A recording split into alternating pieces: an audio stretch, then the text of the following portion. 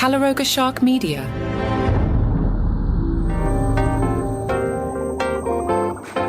Hey there, I'm Johnny Mac with your daily comedy news. I hope you had a great Thanksgiving, and if you skipped yesterday's episode, I get it, but it was a real episode, and this weekend and today are all real episodes, no holiday filler, so if you want to go back and catch that one. Friends, I think John Mulaney's at the cash-in stage. The headline, Kraft Mac and Cheese proves it's the best thing ever in bold new creative platform. That's right. Voiced by John Mulaney, best thing ever reinforces that the brand's deliciousness, ease, and affordability make it the greatest thing on earth. The press release, which tags two cities, Pittsburgh and Chicago. I don't know if I've ever seen a two-city press release, but from Pittsburgh and Chicago, the news, Kraft Mac and Cheese has unveiled a new creative platform, best thing ever, proving that nothing compares to a bowl of Kraft Mac and Cheese. Selling 1 million blue boxes each day, proving that Americans eat healthy. If you're looking at all of us, including the guy recording a podcast in his basement going, why are you people overweight? Gee, I don't know. Selling 1 million blue boxes each day, Kraft Mac and Cheese has uniquely shaped American history and waist sizes. Present through every healthy stage of life, from an afternoon school snack to an empowering rite of passage on the path to adulthood, the brand's fan base transcends generations. Anchored by one of the brand's most significant media investments and voiced by comedian and actor John Mulaney, tap the brakes. Why? Because he's in The Bear? Actor John Mulaney? Hold on, I'm going IMDb. Known for documentary now as a writer, Spider-Man Into the Spider-Verse, voice actor as Spider-Ham, Chippendale Rescue Rangers. Previous roles by actor John Mulaney include The Bear, Big Mouth, Poker Face, Bupkis, the voice of Jack Horner in Puss in Boots: The Last Wish. He played Henry David Thoreau in 2 episodes of Dickinson, appeared in 2 episodes of Crashing, where I think he played John Mulaney, but I digress. And he appeared as John Mulaney on The Jim Gaffigan Show. Okay, fine. Comedian and actor John Mulaney. Now, this press release didn't give us a quote from the comedian and actor John Mulaney, but we are told Kraft Mac and Cheese is turning Black Friday into, wait for it, Mac Friday. That's right. You can go to Walmart.com and for just $19.37, this is not a commercial, this is me making fun of something. Go to Walmart.com and you can get the Mac Friday box. It's a flat screen TV-sized box filled with 65 boxes of Kraft Mac and Cheese. So here's what I think you do. I think you buy one of these and you wrap it and you have it shipped to like one of your friends. You're like, hey, Scott Beckett, Merry Christmas, your pal Johnny Mac. It sits there under his tree for a month. He's like, wow, Johnny Mac, he used the football pool money and he bought me a big screen TV. He's really awesome. And then on Christmas, Scott Beckett gets up early and he waits and he saves the big box for last. And then he opens it up and he finds out I sent him 65 boxes of Kraft Mac and Cheese. Merry Christmas, Scott. He's not just selling alcohol-free beer, he's selling mac and cheese. You know who else likes to sell your product is the really cool guy Jim Gaffigan. He shared his bourbon set on YouTube and shared a minute of it on social media. Let's listen. I love the aesthetic inside of a liquor store. It's almost as if some interior designer was like, what if the whole store looked like the back room? We want people to feel like they're in an episode of Hoarders. There's a silence you only find in liquor stores. You ever notice that? People walk around all serious. Like they're in an art gallery. Interesting. Maybe this will make the pain go away. Liquor stores have their own vibe, right? There's a decidedly divorced dad energy. Right? A stack of boxes suddenly becomes a shelf. It's not dirty, but it's certainly not clean. Things are handwritten, crossed out. You feel like you've stumbled upon a garage sale in a bus station. Now, I didn't comment in advance because I didn't want to poison your brain, but here's what I want you to do. I want you to listen to what I have to say and then hit 30-second, not skip, but whatever, back, 30-second back twice, maybe 3 times at this point. I want you to listen to that again. Here's my question to you. Is Jim Gaffigan just getting by on goodwill? He is. Listen to it again. It's not that funny, says the guy recording a podcast in his basement. But at least I would call you back if you helped my career. Jump on YouTube. You can watch live from Old Forester, The Bourbon Set. Jim shot the special at the Kentucky Center for the Performing Arts in Louisville, Kentucky.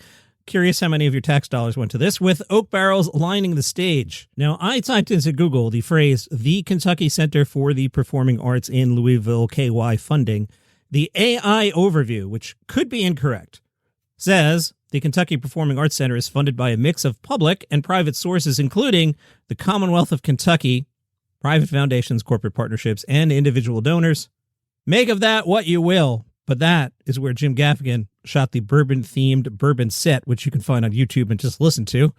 The bourbon set was inspired by Jim's deep dive into the bourbon world, the launch of his own small batch bourbon called Father Time, which is now being promoted by a comedy set, which was recorded at the Kentucky Center for the Performing Arts in Louisville, Kentucky, which AI says is funded by a mix of public and private sources, including the Commonwealth of Kentucky. Jim said, with Live from Old Forester, the bourbon set, I let my love of bourbon lead the way. At this point, I'm not sure if bourbon is a passion or a midlife crisis, but I love it. I can answer for you if you want. Since this was such a niche endeavor, I didn't even go to a big streamer. I just wanted to get this material out there for the other bourbon geeks. Wow, I just checked the clock. We're pretty deep in. I'm still on story number 2. All right, I watched some specials. I know. Johnny Mac, who hosts a podcast called Daily Comedy News, actually watched comedy specials. Gee, thanks, host. I know, I'm the worst. You know how much sports there's been? Monday Night Football, Thursday Night Football, Saturday Night College Football, Sunday Football, Sunday Night Football. I try to go to Trivia Night on Wednesday. That leaves Tuesday and Friday to watch stuff. So last Friday, I watched stuff. I put on Sebastian Maniscalco's hilarious special. At 1 minute and 54, I muttered to myself. It wasn't doing a bit. It was just me home alone. And I'm watching it, and it gets to the 1 minute 54 mark, and I catch myself saying out loud, holy F word. It was that bad. I made it until 5 minutes and 12 seconds in. And here's my question. This is not a bit. This is a real question. Is Sebastian Maniscalco at this point just doing a character that he internally calls Old Man Dice Clay? Watch it again and tell me he's not just doing Old Man Dice, because he's doing Old Man Dice. I don't know if he realizes he's doing Old Man Dice, but he's doing Old Man Dice. Pass on that one. Here's the one you should watch. Mo Amer, Netflix. It's called Wild World. I like when a comedian has something to say. Mo has something to say. Won't spoil it. Very funny. Very on point. Even did a Poor Man's Carlin heading towards the closer there, which I thought was really interesting. And I assume he knows he was doing Poor Man's Carlin. If I ever get to interview him, I will ask him about that. But high recommend on Mo Amer's Wild World on Netflix. Another one that I liked as I was just bouncing around the streamers, Matt McCusker's Netflix special, A Humble Offering. I went into it with low expectations. I don't know why. And I was like, oh, this is pretty funny. Now, the sound is a little homebrew. I think we need to up the production values a little bit. But humor-wise, pretty good. Going to make my end-of-the-year list. He's a bit of a poor man's Shane Gillis, which makes sense because of the podcast, but like that one a lot. I checked out Kathleen Madigan's special on Amazon. It's fine. It's Kathleen Madigan doing Kathleen Madigan things. Same note on Leanne Morgan's special, which is on Netflix. It's fine. It's not for me, but it's fine. Remember I told you last week on Amazon, there was one that I was like, this is terrible. I don't believe a word that the comedian is saying. I remember what it was because Amazon put it in front of me again. It was Joe List, Small Ball. I just didn't believe a word out of his mouth as true. And I understand what stand-up comedy is. I get it. But I loved Mo's special because he has something to say and it's based in truth, and I just felt like Joe was shucking jokes. Again, I get what comedy is, not for me. I did not yet get to Kevin Hart's Acting My Age, which came out on Netflix on a week where, hey, guys, football, Friday NFL today, college football, more football. Wednesday night was one of the big go-out nights of the year. When do you think I'm watching these things? I mean, I guess they think people are off for 4 days. Maybe they have time. Anyway, Johnny Mac didn't get to it yet. The folks at Ready Steady Cut watched it. They said Kevin Hart delivers vintage material, toning down theatrics and settling back into his comfort zone with the benefit of maturity. That sounds refreshing because if you watch the football games, I was going to say every other commercial. I'm pretty sure it's every commercial is Kevin Hart trying to get you to bet on sports. Tap the brakes, okay? We got it, Kevin. Heard you the first 700 times. Ready, Steady, Cut. Johnny Mac is feisty today. Ready, Steady, Cut said any comedian who has a sufficiently lengthy career and a certain amount of success is going to go through ups and downs. Here's how you know you're on a down. Your special's on Hulu. That's how you know. Just everybody write that down.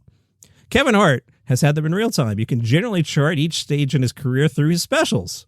Has he had a Hulu special? He has not. Yet. Any comedian who has a sufficiently lengthy career and a certain amount of success, etc., etc., You can generally chart each stage in Kevin's career through his specials, the Hollywood theatrically of his Arita shows, the ill-fitting Chappelle light diatribes of his COVID special. Hart has always had a well-defined comedy persona full of exaggerated physical details, expressions, and voices, but he's been susceptible to chasing the moment a little instead of defining it himself. Wow, good criticism there. Ready Steady Cuts says, this is not true of acting my age, which is about, you guessed it, getting older and becoming more comfortable than ever with his reality. They say it's not a complete reinvention for Hart, but it's a return to vintage form. All right, I'm looking forward to that one. Boy, we are long here, and I'm going to have to cut things. I'm telling you, I got a plenty for the weekend. All right, let me get this one in. Donald Glover, did you see this? He said he had a stroke. He was experiencing symptoms before his New Orleans show in September 2024. Donald Glover said, I had a really bad pain in my head in Louisiana, and I did the show anyway. I couldn't see, so when I went to Houston, I went to the hospital. The doctor was like, you had a stroke?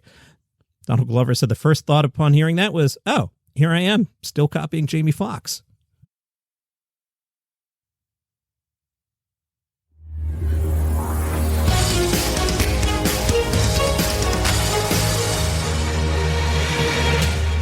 Comedy stock market.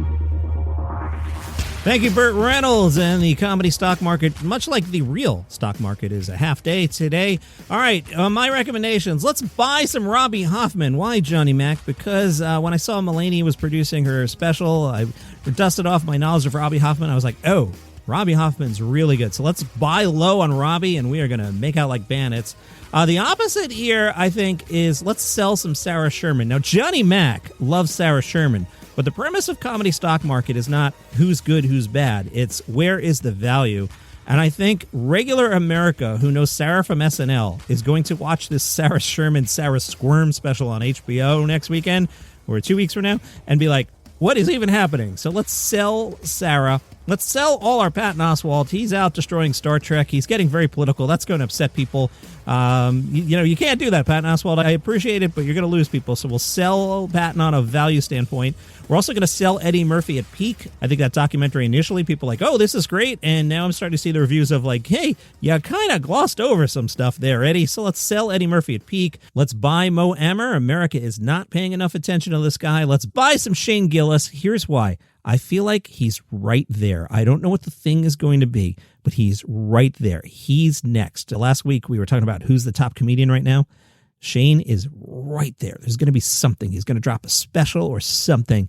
Let's just start accumulating some Shane Gillis.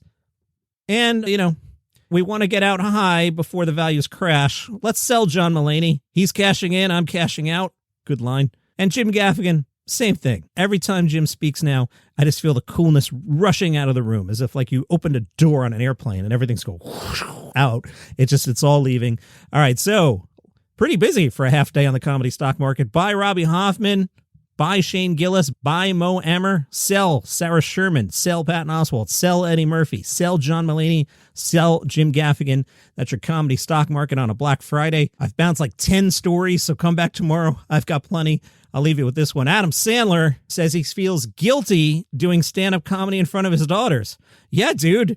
Why would anyone have their children watch Adam Sandler comedy? I've made it a point. You've heard me tell the stories. I forbid my family from watching Adam Sandler comedy. It's that bad. I can't believe Adam Sandler would do that to his own daughters. He seems like he loves his daughters. Why would you make these poor teenage girls watch Adam Sandler comedy, Adam? Adam told Jimmy Kimmel, I'm very filthy. I curse a lot. Been doing that my whole life. I feel guilty because I shouldn't have done it, but I do, and I continue to do it. The great dramatic actor said it was my daughter's birthday. They came to Vegas to see me. Right away, I said, see, I'm even going to clean it up. Gosh darn it. They're in Vegas. Can we bring our friends and we'll celebrate at one of your shows? And he thought, I can't be myself, curse in front of them. Sandler says he has previously noticed the shame in their eyes after they witnessed him cursing on stage. Are you sure? I mean, I'm sure they like the millionaire lifestyle, but maybe they're like, oh, that's how dad makes money? I wonder if they've seen your movie. Well, they've seen your movies because they're in your movies, so they've seen them. So they're guilty, too. I no longer feel bad for the daughters. You're part of the problem, daughters. Sandler said, that's a fake guy. That's a stand-up comedian guy. You get the real daddy at home. Sandler told Kimmel, I'm on stage knowing my daughters and their friends are in the crowd. I'm changing everything up. It's Vegas. Everyone's expecting filth, and I'm not giving them filth for like an hour and 45 minutes. He gets off stage. Sandler says his wife told him, oh, they left 5 minutes into it. They wanted to have fun with their friends. I think they went and had dessert or something. That's your comedy news for today. See you tomorrow.